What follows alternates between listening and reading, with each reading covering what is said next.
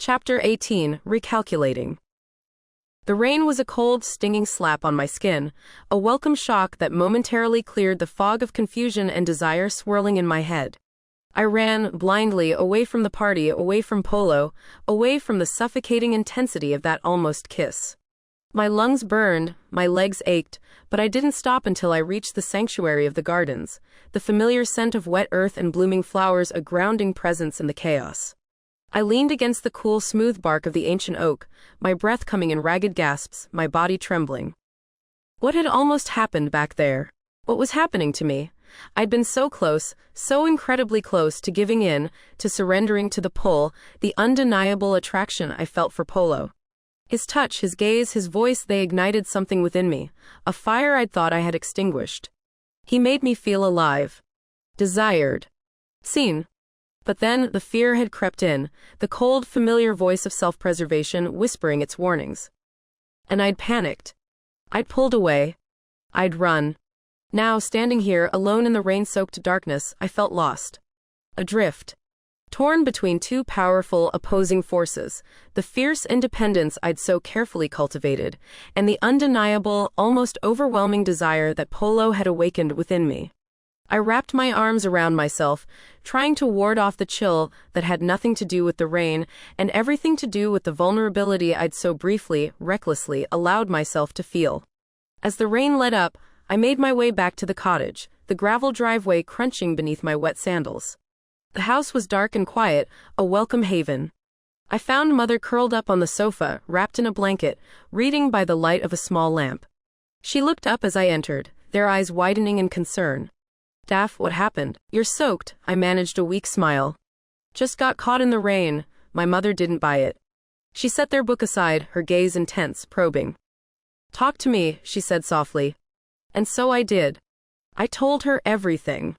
About Polo, about the party, about the near kiss, about my panic, about the confusing, conflicting emotions that were churning inside me. About my undeniable attraction and my fear of losing myself, of sacrificing my independence, of becoming just another notch on Polo's bedpost. My mother listened patiently, her expression thoughtful, her hand gently stroking my hair, a gesture that reminded me of my childhood, of simpler times. "He sounds intriguing," she said finally, her voice carefully neutral. "And complicated, he is," I said, sighing. He's not what I expected. He's kind. And funny. And surprisingly insightful. He actually listens to me. He sees me, Mom. He really sees me. He's not all bad, Daph," she said finally, their voice gentle. "I've seen him around campus.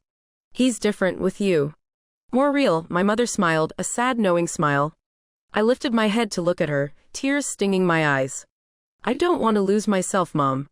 I don't want to become someone else's. To let him prune my vines too severely." "Oh, darling," she said, pulling me into a hug, her arms strong and comforting. "You are your own person. You always have been, and you always will be. No one can take that away from you, unless you let them. Love, real love, it doesn't diminish you. It expands you. It makes you more." Her words, her wisdom, offered a small measure of comfort, a flicker of hope in the darkness. But the doubts, the fears remained. She sighed. "I get it. It's risky.